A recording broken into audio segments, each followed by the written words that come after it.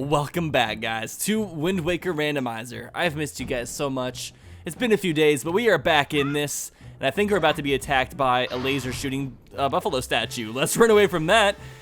At the end of last episode, we were outside of the Helmerot King boss fight, but we forgot to get this chest underneath the bunk bed. Good thing we got it, because now we're going into the fight with 12 heart containers? Was that a new heart container? Oh no, it wasn't. Never mind. That does not affect us whatsoever at this point in time. Anyways, let's fast forward back to that door.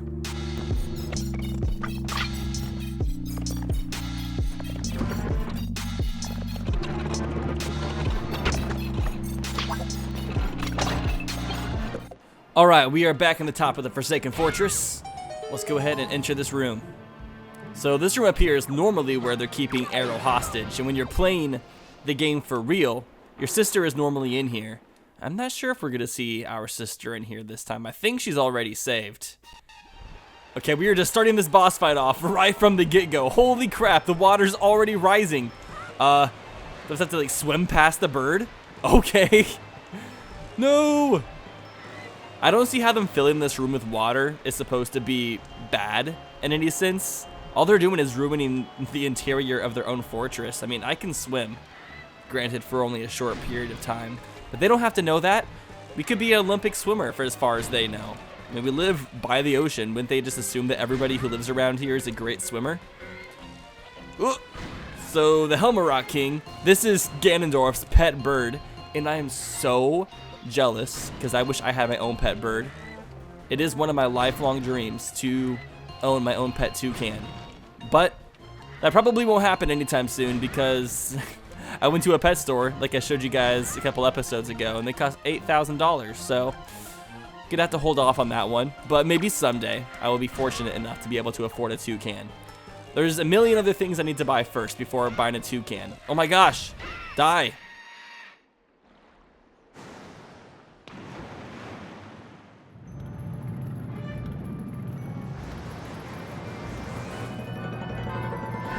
Show off that wingspan. Ooh, look at those bird boobs. Everyone likes some good bird boobs. I'm just kidding, I'm not into bird boobs. Am I? Maybe I am. I don't know, I've never really thought about it. Alright, so this is the main section of the boss fight, which all of the spotlights are back in order again. They're gonna be following the bird around. And whenever he attacks, we're going to smash his face with a hammer. I feel so bad doing this, honestly, but he's asking for it. He's the one attacking me. I would be a-okay with being friends with this bird, but not gonna happen. But yeah, the other annoying thing about glasses is this happened just 2 days ago, but I fell asleep with them on because I was watching American Horror Story as I was falling asleep. And then I woke up and my glasses were underneath me and I had broken off the thing that goes around your ear, the earpiece for the glasses, whatever that's called. I'm not an optometrist, so I don't know all the terminology for everything. Alright, come for me. Oh, you done goofed. So we're trying to break off his mask. Mask on, fucking mask on. Alright. Come on, stop pushing me into the spikes with your giant wing gusts. Come back down here. What are you doing? Stop evading me. You can't avoid death forever.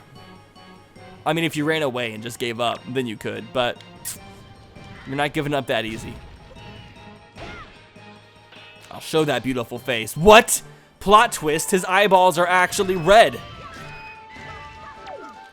This should go by a little bit more quickly since we have the Master Sword, but we'll see. You think he would, like, stop attacking us the same way? Because he keeps on getting hurt? But, you know, Zelda bosses never learn. They're not very adaptive. They kind of are just like my way or the highway type creatures, I guess.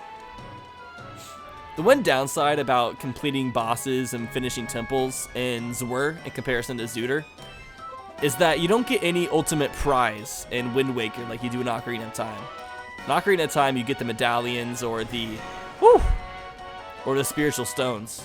In Wind Waker, I mean, you normally get the orbs, but they don't actually give you those prizes when doing the temples here. So we could be doing this whole entire boss fight and we might just get rewarded with rupees, which honestly is kind of funny in and of itself. So I mean, sometimes you might do one of these boss fights and you might get something good. He just ran into the building. What a chuckle fuck. Can you just land again? I'm tired of this. It's taking way too long. We have other things to do. All right. Let's get rid of this fool. Thank you. This is one of the coolest boss deaths in the whole entire game.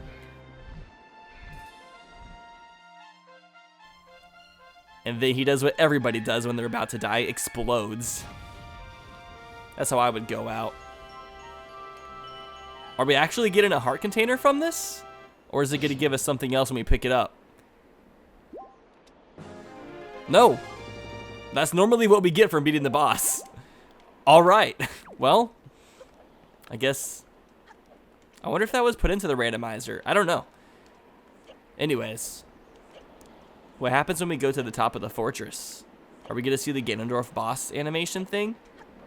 Or can we go inside of his room and just explore and walk around? I honestly have not done this before. Oh. Well, that made no sense. It just teleported us back to the beginning. Alright. Well, that is all we can possibly do in the Forsaken Fortress.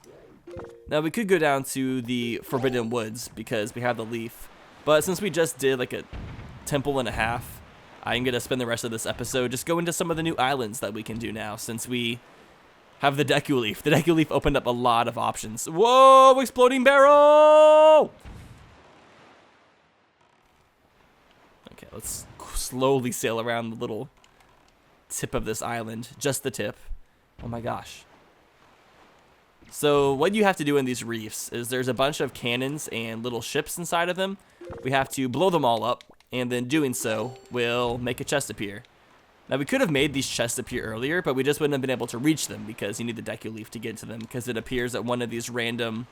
Whoa, hello friend, you're just sneaking up on me. Sploosh. I'll be Stavador. I just need to have a sploosh button. I really want to get a stream deck so I can have just like a sound effects board for my Let's Plays. I don't know if that would help my Let's Plays or make them worse. Where are these sound effects from? Are they just from these little light rings? Must be over a light ring. Alright, there's one. Let's get rid of this motherfucker. But yeah, I wonder if that would make my Let's Plays better. If I had like a soundboard and I could just activate random sound effects. Maybe. I might try it in the future. Because I want to get it for my streams, my live streams. I think it would make those better. But for just Let's Plays, I don't know if that'd be like kind of too much. Like if it would feel like I'm trying too hard. But it never hurts to experiment and just try out different stuff. You know, I probably shouldn't use my sail in here. I'll just end up going way too fast and then just completely screwing myself over. I really don't even need a sail. I can just shoot it from a distance. It's hard because he'll shoot me first and then I lose my original trajectory angle. There we go. Is that it? Sick. Now some of these reefs, you have to walk around the whole entire perimeter of them to get to the highest point of the reef so you can get to the little dot in it. What? Who put this here? That wasn't there earlier. Wow, rude. God, how did the King of Red Lions get pushed so far forward? He's like 7 years away now. Yes, I'm measuring distance with time measurements for some reason. Don't question my logic. Can I make this? I'm really mad that Nintendo didn't hire me to be a part of the Wind Waker choir. I would have nailed that shit.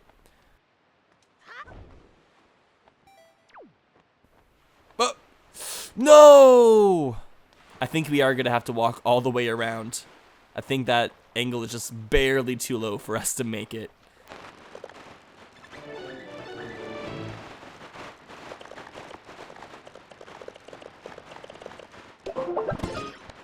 Alright, we better make this one.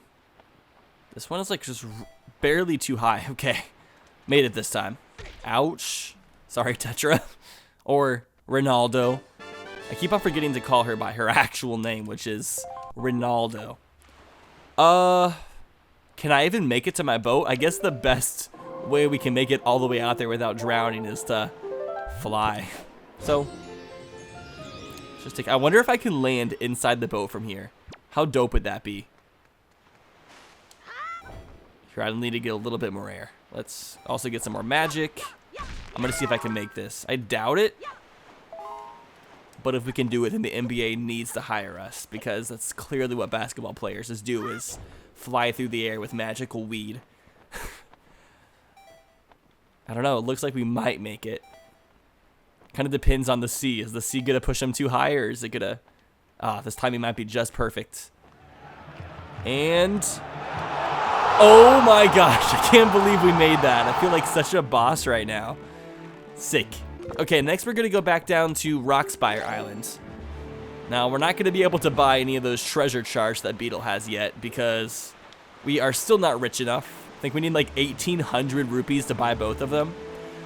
But back in the platforms, there was 2 more chests that we can get now that we have a Deku Leaf to fly to the other platforms.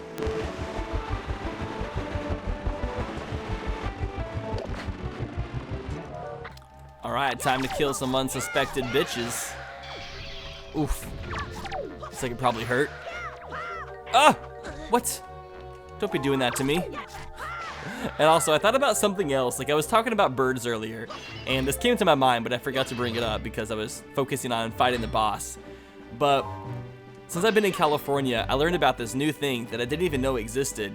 And it's these motorized scooters called birds. And they are so cool. So what they do is you download this phone app, and it shows you where all of these electric scooters are. I think the wind was already going the right direction. Maybe not. But it shows you where all these electric scooters are. And then you just go up to one, and there's these QR codes on them. Oh, that's not what I was supposed to do. There's these QR codes on them. You just scan the QR code, and then the bird is yours temporarily, and you can just ride around these electric scooters around downtown, on the beach, wherever you want pretty much until you're done. And it's pretty cheap too. It's like $1 per mile, which is not a bad price. I rode down Venice Beach all the way to the Santa Monica Pier. I thought it was gonna fall off for a second. And back. And the whole entire trip, it was like 9 miles, and it only cost me like $10.16. It was awesome. Like, I would definitely, I think lots of new cities are getting them. Like, one of my friends who lives in Missouri said he just went to Kansas City. And apparently Kansas City has them now too. So it looks like they're spreading. Although apparently some people aren't too happy with them, which I can't really imagine why, apart from them just being salty that people are riding on these things through public streets. But apparently some people have been like throwing them in the water or defacing the QR codes with Sharpies so people can't use them, which I think is really dumb. All right, nice crests. I know, I've been riding them quite a bit though.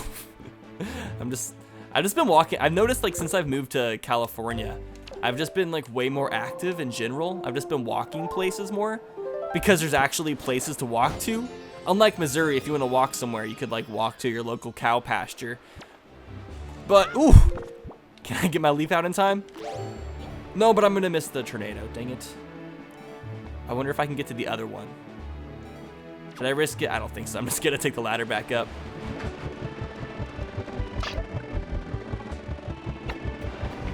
So yeah, people have been trying to deface these birds, these electric scooters. I don't know why, like, entirely. Like, maybe they watched the movie Birds by Alfred Hitchcock when they were younger, and they have a morbid phobia of birds now, and so they think electric scooters might be the thing that influences birds to go crazy and attack citizens in the future. And so they're just trying to do society a favor by getting rid of these things. I don't know. People are crazy in general, though. Like... I think we all know that, though. People are just... Not everybody is completely right in the head at all times. Alright, can we at least get one useful item? Like, I want to get one useful item per episode. That's all they ask for. Although we don't really have too many things left to get. Orange rupee. I mean, we do need more rupees, so I will take that.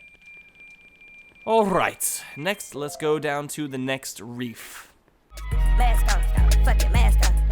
Percocet, Miley Percocet. Chase a chick, never chase a bitch. 2 cups, toast out with the game. From food stop,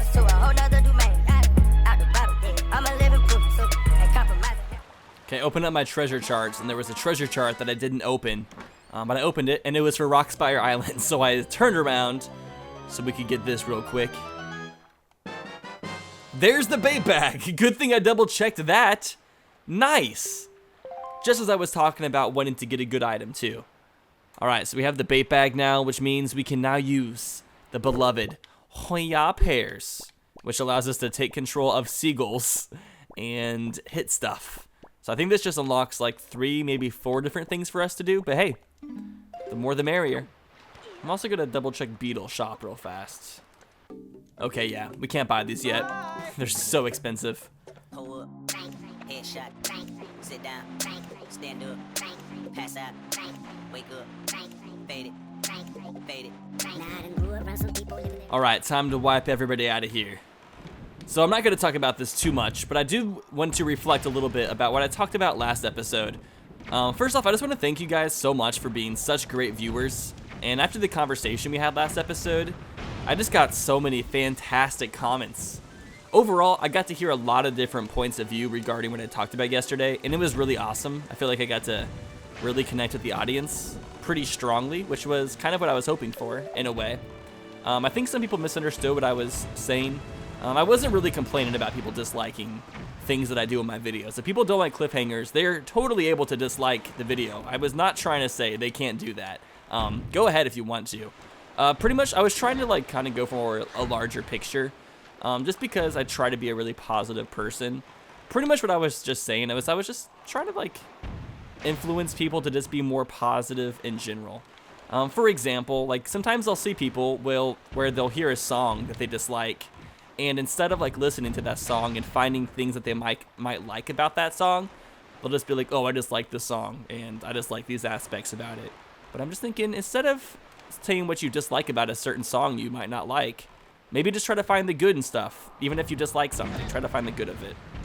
That was like pretty much what I was going for. Constructive criticism, I'm all for it. I got a lot of constructive criticism. I probably won't do cliffhangers anymore because lots of people explained why they don't like them, and I totally understand you guys. And if that many people feel so strongly about it, then it's okay. I can find other ways to make the episodes start off and end off in a more entertaining way. I don't need to resort to that. I've already resorted to it quite a few times, so doing it multiple times, I understand, it gets a bit uncreative.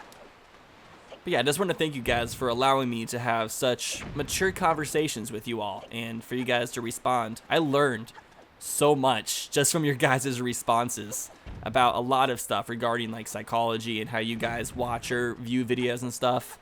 Because I only view stuff from one certain perspective. I can't speak on everybody's behalf. So yeah, it's nice to be able to hear your guys' opinions really in depth sometimes. It's really cool. It's a really good way to connect with you all. And there's a lot of you guys who are really, really smart. Like, holy crap, I feel really dumb in comparison. I don't know why half of you watch my videos after like reading some of your comments. I feel like you should be watching more Vsauce or something. But you know. Can the wind go in the right direction? I don't think so. Well, it probably is, but let's just double check. No, it was not. And I did not even change it to the right direction. Alright, let's go ahead and get it. And we will open this chest right now. What do we have? It's a bloopy! Everyone loves bloopies. They are a fan favorite. Anyways, thank you all so much for watching this episode of Wind Waker Randomizer. If you enjoyed it, hit that thumbs up button. Thank you all for watching, and I will see you all in the next one. Take care, guys.